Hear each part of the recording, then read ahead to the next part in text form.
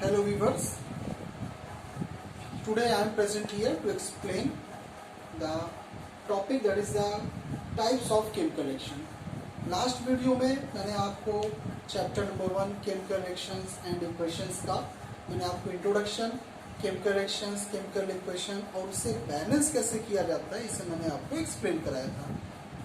यहाँ पर आज हम सीखने जा रहे हैं कि केमिकल रिएक्शंस के टाइप्स कितने होते हैं। देखिए केमिकल रिएक्शंस बेसिकली 5 प्रकार की होती है। पहला आपका combination reactions, decomposition reactions, simple displacement reaction, double displacement reaction and oxidation and reduction reactions. तो आज हम इन्हीं को एक एक करके एक्सप्लेन करेंगे और इस एक्सप्लेनेशन में हम इसे समझेंगे कि किस प्रकार से ये हमारे अगल बगल होती है। तो सबसे पहले मैं आपको नंबर 1 पढ़ाने जा रहा हूँ, वो है कॉम्बिनेशन रिएक्शन।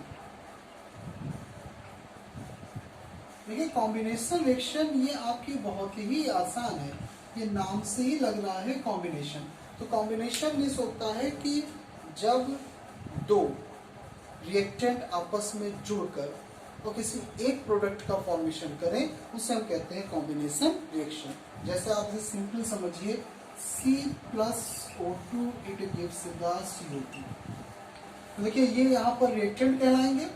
तो जब दो छोटे छोटे रिएक्टेंट आपस में मिलकर और केवल एक यहाँ पर प्रोडक्ट का फॉर्मेशन कर रहे हैं, तो ये आपका कहलाता है कॉम्बिनेशन रिएक्शन, या कहीं कहीं पे इसे एडिशन रिएक्शंस के भी नाम से जानते हैं।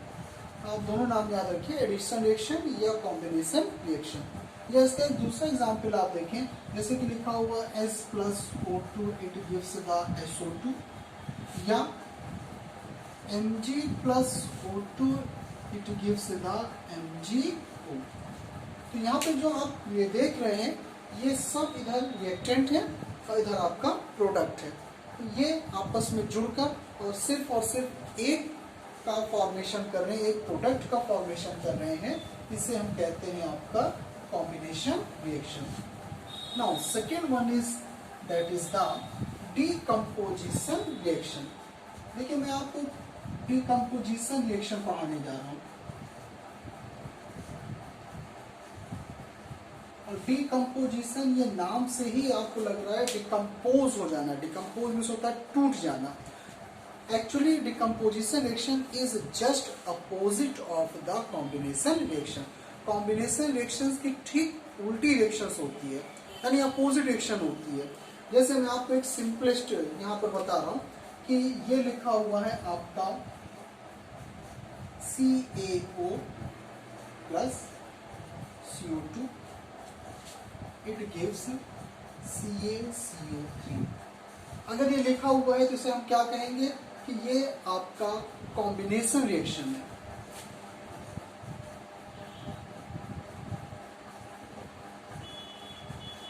लेकिन अगर ये लिखा हो CaCO3 it gives CaO plus CO2, तो ये आपकी डीकम्पोजिशन होगी।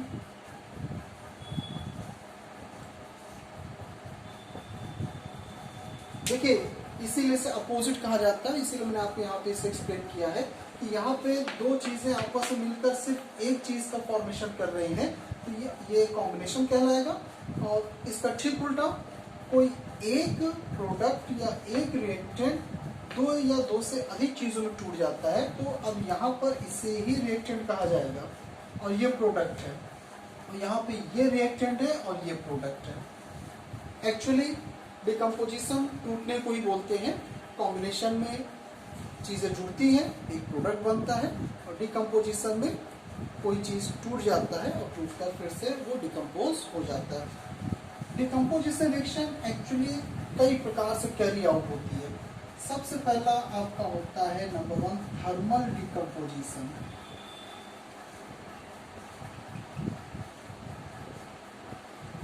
थर्मल डिकम्पोजिशन क्या मतलब है? थर्मल मीन्स होता है हीट।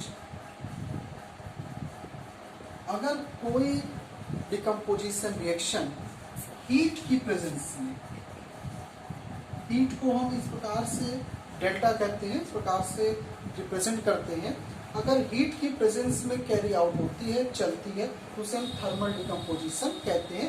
जैसे कि ऊपर लिखा हुआ है CaCO3। यहाँ पर आप चाहें तो इसका एरो, यहाँ पर एरो के ऊपर इस प्रकार साइन लगा सकते हैं, और या ना चाहें तो पूरा पूरा हीट लिख सकते हैं, और ये आपका बनेगा CaO+U2। तो जो रिएक्शंस हीट की प्रेजेंस में डिकम्पोज होंगी उन्हें हम थर्मल डिकम्पोजिशन कहेंगे। सेकेंड आपका आता है इलेक्ट्रोलिटिक डिकम्पोजिशन। इलेक्ट्रोलिटिक डिकम्पोजिशन या इसे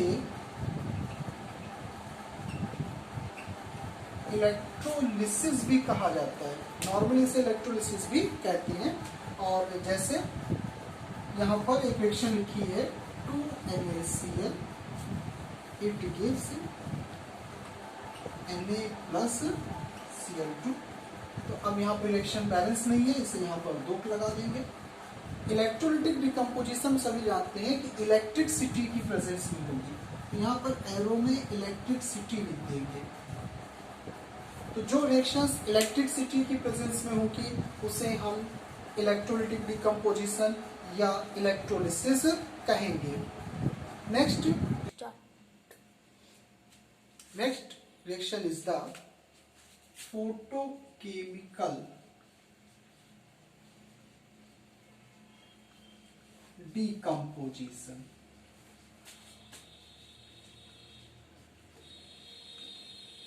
यानी कि पिछली दोनों तरह थर्मल और इलेक्ट्रोलिटिक की तरह फोटोकेमिकल है, यानी कि ये रिएक्शंस होगी सनलाइट की प्रेजेंस में। जैसे 2AgBr, इट गिव्स, तो ये आपका Ag+Br2 में डिकम्पोज हो जाएगा। तो यहाँ पर रिएक्शंस को बैलेंस करने के लिए यहाँ भी आपका 2 लग जाएगा, और एरो के ऊपर सनलाइट। ठीक, तो ये आपका फोटोकेमिकल डिकम्पोजिशन आपका कहलाएगा। फोटोलिटिक डिकम्पोजिशन भी इसे कहते हैं। ओके, तो ये थे डिकम्पोजिशन के टाइप्स। पहला थर्मल, दूसरा है इलेक्ट्रोलिटिक, और तीसरा है फोटोकेमिकल या फोटोलिटिक। सबसे इंपॉर्टेंट चीज है कि जिस टाइप की डिकम्पोजिशन हो उसके एरो पे वो जरूर लिखा होना चाहिए। अगर सनलाइट लिखा है तो इसका मतलब है कि ये सनलाइट रिप्रेजेंट कर रहा है, यानी फोटोकेमिकल डिकम्पोजिशन होगा। हीट रिप्रेजेंट कर रहा है तो थर्मल होगा। अगर इलेक्ट्रिसिटी रिप्रेजेंट कर रहा है तो वो आपका कहलाएगा इलेक्ट्रोलिसिस या इलेक्ट्रोलिटिक। नेक्स्ट हम तीसरे नंबर की रिएक्शंस पे आते हैं, वो है आपका सिंपल डिस्प्लेसमेंट। सिंपल डिस्प्लेसमेंट यानी कि स्थान बदल देना। स्थान बदलने का मतलब यह है कि इस रिएक्शंस में, जैसे रिएक्शन लिखी हुई है तो ये एक्सचेंज कर लेते हैं, यानी कि एक्सचेंज होगा सिर्फ एक जगह से होगा। और इस प्रकार के डिस्प्लेसमेंट में जो एक्सचेंज होता है आयंस का, एटम्स का, ये रिएक्टिविटी के आधार पे होता है। यानी कि more reactive elements displaces the less reactive element. जो ज्यादा रिएक्टिव होगा वो कम रिएक्टिव को डिस्प्लेस कर देगा। जैसे कि हम यहाँ पे देखते हैं एक रिएक्शन लिखी हुई है CuSO4 + Zn। तो अब यहाँ पे देखिए, यहाँ पे 2 मेटल्स लिखी हुई है, एक आपकी Zn लिखी हुई है, दूसरी आपकी Cu लिखी हुई है। ये सोल्यूशन है सल्फेट का। तो अब Cu और जिंक, इन दोनों में मोर रिएक्टिव कौन है? Zinc is more reactive than the Cu। तो ये क्या करेगा कि इसको डिस्प्लेस कर देगा इसके सल्फेट सोल्यूशन से, और खुद बना देगा ZnSO4 + Cu। तो देखिए Cu कुछ देर SO4 के साथ था, तो अब ये Cu आपका अलग हो चुका है, और जिस जगह पर Cu था उस जगह पर जिंक लग गया, तो ये आपका जो है वो बाहर हो गया। तो इसमें रिएक्टिविटी के आधार पे जो मोर रिएक्टिव मेटल्स होते हैं या एलिमेंट्स होते हैं वो लेस रिएक्टिव एलिमेंट्स को डिस्प्लेस कर देते हैं। नेक्स्ट 4th नंबर की रिएक्शन है आपकी डबल डिस्प्लेसमेंट रिएक्शन।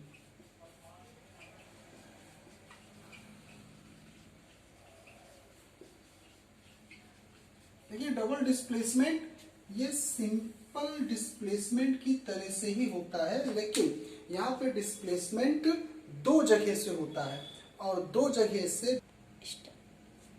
देखिए नेक्स्ट है आपका डबल डिस्प्लेसमेंट। अब इसमें एग्जाम्पल देखें, जैसे कि ये लिखा हुआ है PaCl2 Na2SO4। तो अब देखिए यहाँ पर इस Da के साथ Cl2 जुड़ा हुआ है और इस Na के साथ SO4 जुड़ा हुआ है।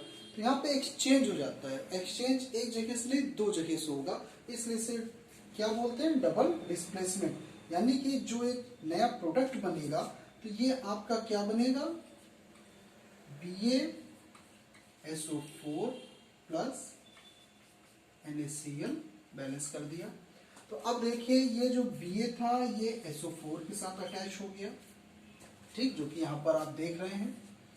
और जो ये आपका Na था ये Na आपका अटैच हो गया Cl के साथ। तो ये दो जगह से एक्सचेंज हो गया, इसे एक्सचेंज रिएक्शंस भी कहते हैं, या पार्टनर एक्सचेंज रिएक्शंस भी कहते हैं, या म्यूचुअल एक्सचेंज रिएक्शंस के नाम से भी जाना जाता है। ठीक है। Next reaction is the oxidation and reduction reaction.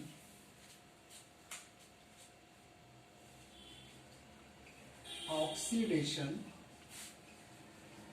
And reduction reaction, ये आपकी 5वें नंबर की रिएक्शन है। इसमें देखिए हम इसे कॉमनली रेडॉक्स बोलते हैं। Redox RED means reduction and OX means oxidation. Reduction और ऑक्सीडेशन कंबाइंडली रिडॉक्स नाम से जाना जाता है। और हमें इसमें इस प्रकार से सिंपलेस्ट तरीके से सीखना है। ये थोड़ा सा समझने में आसान नहीं होता है कि कैसे हम इसे समझें। तो इसके लिए आप देखिए मैं आपको एकदम सिंपलेस्ट तरीके से बता रहा हूँ। ये लिखा हुआ है ऑक्सीडेशन और ये लिखा हुआ है रिडक्शन। ऑक्सीडेशन और रिडक्शन दो टर्म्स में समझा जा सकता है। पहला टर्म है आपका ऑक्सीजन और दूसरा टर्म है आपका हाइड्रोजन। मैं एक ही साथ आपको समझा रहा हूं। ऑक्सीडेशन पहला है आपका कि वहां पर यहां आपका गेन ऑफ ऑक्सीजन। तो अगर यहां पे गेन ऑफ ऑक्सीजन हो रहा है तो यहां पे क्या होगा, लॉस ऑफ ऑक्सीजन। ठीक, यानी कि किसी प्रोडक्ट में ऑक्सीजन का आना ये गेन ऑफ ऑक्सीजन होगा और कहीं से ऑक्सीजन का निकलना ये आपका लॉस ऑफ ऑक्सीजन होगा। तो उसे हम कहेंगे ऑक्सीडेशन और या तो फिर रिडक्शन। जबकि हाइड्रोजन इसका उल्टा है, ये आपका क्या हो जाएगा, लॉस ऑफ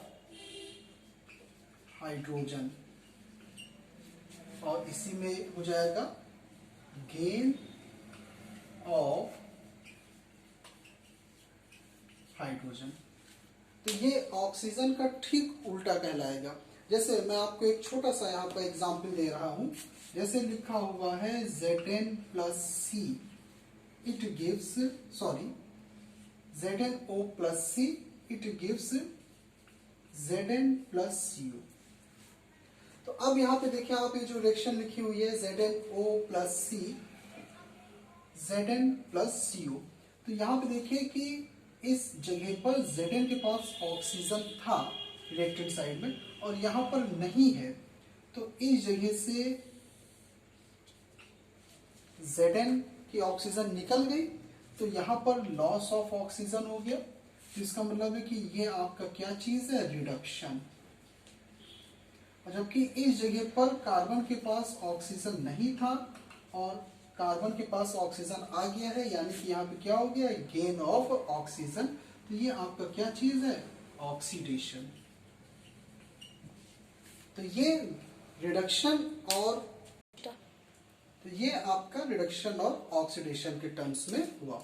तो अब यहाँ पे समझते हैं कि एजेंट क्या होते हैं, रिड्यूसिंग एजेंट या ऑक्सीडाइजिंग एजेंट। तो जो ऑक्सीजन या हाइड्रोजन को वो प्रोवाइड कराते हैं, ठीक है, वो एजेंट होते हैं, या जो रिड्यूस कराते हैं वो भी एजेंट होते हैं। तो ऑक्सीडाइजिंग और रिड्यूसिंग एजेंट को हम एक छोटे से टर्म्स में समझ सकते हैं, जैसे कि ये लिखा हुआ है आपका ग्लोर।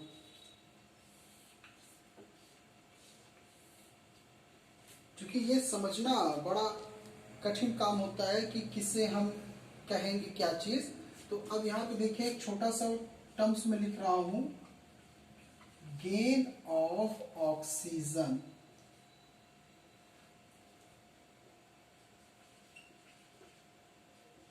इज ऑक्सीडेशन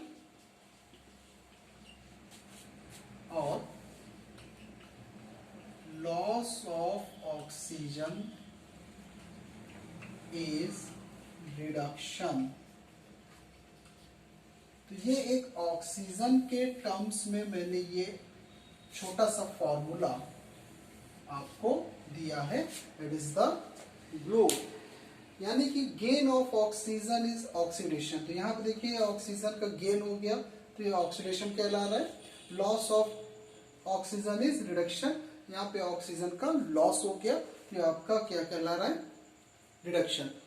कोई भी चीज अगर ऑक्सीडाइज्ड होती है तो एक्चुअली वो रिड्यूसिंग एजेंट होता है, और कोई चीज अगर रिड्यूस्ड होता है तो आपका ऑक्सीडाइजिंग एजेंट होता है। तो ये था आपका ऑक्सीडेशन एंड रिडक्शन। आपको जो भी क्वेरीज हो आप मुझसे कमेंट करके पूछ सकते हैं। That's all.